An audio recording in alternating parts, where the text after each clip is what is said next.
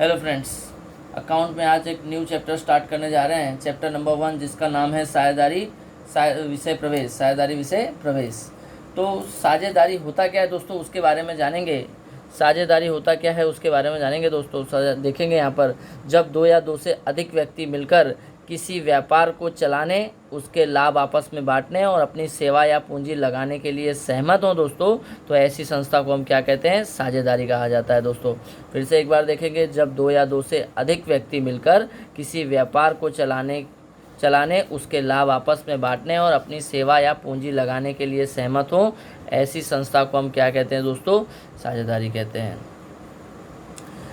साझेदारी कहते हैं दोस्तों। आगे ध्यान देंगे, अब यहाँ पर देखेंगे दोस्तों, भारतीय साझेदारी कानून 1932 की कलम 4 के अनुसार, यहाँ पे देखेंगे दोस्तों, भारतीय साझेदारी कानून 1932 की कलम 4 के अनुसार साझेदारी पीढ़ी में कम से कम 2 और अधिक से अधिक 50 साझेदार होते हैं। फिर से देखेंगे दोस्तों, भारतीय साझेदारी कानून 1932 की कलम 4 के अनुसार साझेदारी पीढ़ी में कम से कम दो और अधिक से अधिक 50 साझेदार होते हैं दोस्तों। ये एमसीक्यू में पूछा जाता है। साझेदारी पीढ़ी में कम से कम कितने साझेदार होते हैं? तो साझेदारी पीढ़ी में कम से कम 2 और अधिक से अधिक 50 साझेदार होते हैं दोस्तों। साझेदारी किसे कहते हैं ये तो हमें पता चल गया दोस्तों। साझेदारी किसे कहते हैं ये तो हमको पता चल गया कि जब 2 या 2 से अधिक व्यक्ति मिलकर किसी व्यापार को चलाने, उसके लाभ आपस में बांटने और अपनी सेवा या पूंजी लगाने के लिए सहमत हों, तो ऐसी संस्था को हम क्या कहते हैं? साझेदारी कहते हैं। ठीक है दोस्तों, आगे देखेंगे दोस्तों, साझेदार किसे कहते हैं? साझेदार किसे कहते हैं दोस्तों? तो साझेदार किसे देखते हैं उसके बारे में जानेंगे। जो व्यक्ति साझेदारी में जुड़े हैं उनकी व्यक्तिगत रूप से साझेदार कहते हैं। जो व्यक्ति साझेदारी में जुड़े हैं उनको व्यक्तिगत रूप से साझेदार कहते हैं। जो व्यक्ति साझेदारी में जुड़े हैं उनको व्यक्तिगत रूप से हम क्या कहते हैं दोस्तों? साझेदार कहते हैं।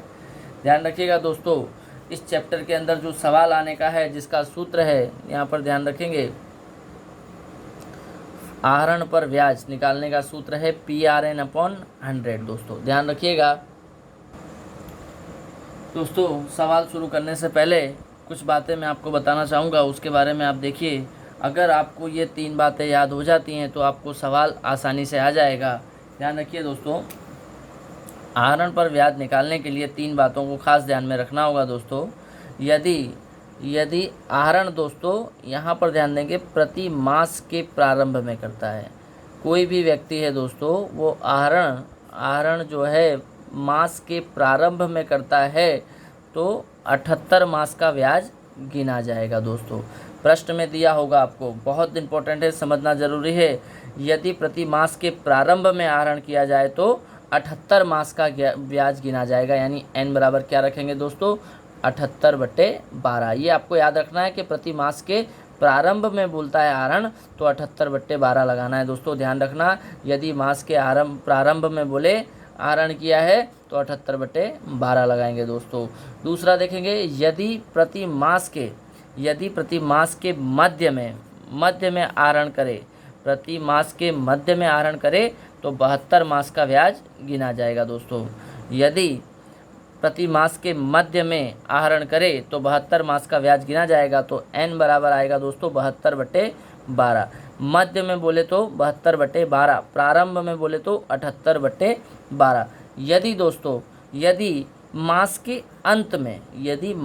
अंत में आहरण किया जाए तो 66 मास पर ब्याज गिना जाएगा दोस्तों। फिर से याद रखेंगे, हमको प्रारंभ में बोलेगा, यदि मास के प्रारंभ में बोलेगा तो 78/12 रखेंगे, मास के मध्य में बोलेगा तो 72/12 रखेंगे, यदि मास के अंत में बोलेगा तो 66/12 रखेंगे दोस्तों। ध्यान रखिएगा दोस्तों, हमारा इस चैप्टर का जो सूत्र है ब्याज निकालने का जो सूत्र है दोस्तों, PRN/100। ये PRN दोस्तों परसेंटेज है, जो प्रश्न में हमको दिया ही होता है। PRN दोस्तों क्या है? प्रश्न में दिया होता है %/100। इसका मीनिंग जानते हैं? इसका पूरा ब्याज मतलब इंटरेस्ट होता है I। तो दोस्तों यहाँ पर I का फुल फॉर्म मैंने आपको लिखा हुआ है, इंटरेस्ट यानी कि ब्याज। ठीक है, R का मतलब होता है दोस्तों रेट ऑफ इंटरेस्ट, ब्याज की दर दोस्तों। ठीक है, P का मतलब होता है प्रिंसिपल, P का मतलब होता है प्रिंसिपल, जिसको हिंदी में मूलधन बोलते हैं दोस्तों। N का मतलब होता है दोस्तों नंबर ऑफ ईयर, यानी कि अवधि। ठीक है दोस्तों। देखिए दोस्तों, यहाँ पर मैं आपको एक एग्जांपल बताने जा रहा हूँ, ध्यान से देना। जो चीज़ें मैंने आपको अभी बताई हैं उसको खाली ध्यान में रखना है। हीरल प्रति मास के प्रारंभ में, दोस्तों प्रारंभ में बोला हो तो हमने बताया था कितने बट्टे 12 लेना है, 78 बट्टे 12 लेना है दोस्तों। मास के प्रारंभ में, ये ऐसा ही प्रश्न आपको बोला होगा, मास के प्रारंभ में, मध्य में या अंत में, जो भी बोल सकता है। ठीक है दोस्तों। 500 का आहरण करती है। ठीक है, हीरल नाम की एक लड़की है दोस्तों, जो प्रति मास के प्रारंभ में 500 का आहरण करती है। यदि आहरण पर वार्षिक 10% की दर से ब्याज वसूल किया जाता है तो कुल वार्षिक आहरण दोस्तों और आहरण पर ब्याज ज्ञात करो। कुल वार्षिक आहरण, तो प्रति मास के प्रारंभ में 500 का आहरण करती है। जब महीने में 500 का आहरण करती है तो सबसे पहले वार्षिक आहरण ज्ञात करना है। कुल वार्षिक आहरण कितना होगा, तो कुल वार्षिक आहरण निकालने के लिए मास का आहरण 500 है तो वार्षिक निकालने के लिए 12 का गुणा करेंगे। वर्ष में कुल 12 महीने होते हैं, तो ध्यान रखना दोस्तों। वार्षिक आहरण बराबर हमको क्या निकालना है दोस्तों, वार्षिक आहरण। और वार्षिक आहरण के लिए हम निकालेंगे, वार्षिक आहरण के लिए मंथ का आहरण जो है 500 है, गुणिया 12 करने पर पूरे साल का आहरण क्या आ गया दोस्तों, 6000 आ गया। ठीक है दोस्तों, ये तो हमने क्या निकाला, वार्षिक आहरण निकाला। ठीक है दोस्तों, वार्षिक आहरण हमने निकाला।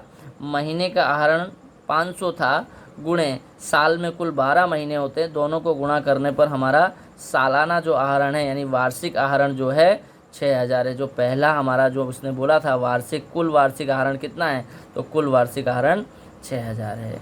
यहाँ मैं लिख देता हूँ दोस्तों, कुल वार्षिक आहरण 6000।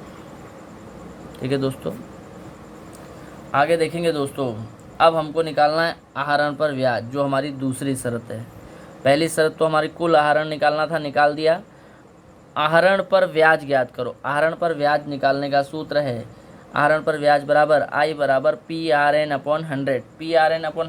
PRN मैंने बताया था दोस्तों परसेंटेज। PRN का मतलब क्या होता है, परसेंटेज। और यहाँ पर दिया है वार्षिक 10% की दर से ब्याज वसूल करना है। 10% जो है परसेंटेज है दोस्तों, तो ये PRN की जगह पर हम क्या रखेंगे, 10/100 का 100। आहरण पर ब्याज हमको कितना दिया है दोस्तों, आहरण पर ब्याज हमको 500 दिया हुआ है, तो यहाँ पर हम रखेंगे। ठीक है दोस्तों, इंटरेस्ट निकालना है तो आहरण हमारा 500 है, गुणे का निशान, PRN मतलब परसेंटेज 10 दिया हुआ है बट्टे 100। मैंने बताया था प्रारंभ में आहरण करे तो गुणे क्या लगा देंगे, 78/12। मैंने पीछे आपको 3 पॉइंट बताए थे, प्रारंभ में करे तो 78/12, मध्य में करे तो 72/12 और अंत में करे तो 66/12। यहाँ पर हमको प्रश्न में प्रारंभ में 500 का आहरण बोला है, प्रारंभ में बोले तो 78/12 मैंने बताया था आपको। हमारा कुल आहरण मासिक आहरण कितने का है, 500 का है, गुणे कितने टका की दर से, तो 10% की दर से। जो परसेंटेज को PRN बोलते हैं दोस्तों, तो PRN की जगह पर 10 आ जाएगा, बट्टे 100 का 100, गुणे प्रारंभ में किया तो 78/12। इसको हम जब सॉल्व करेंगे तो हमारा आंसर आएगा दोस्तों 325 दोस्तों। ठीक है दोस्तों, यहाँ पर आपका ये वाला सवाल पूरा होता है दोस्तों। आपको होमवर्क में स्वाध्याय में क्वेश्चन नंबर 3 का सवाल नंबर 1 करना है। स्वाध्याय में क्वेश्चन 3 का पहला सवाल सेम टू सेम ऐसा ही है दोस्तों, आप लोग ट्राई करना।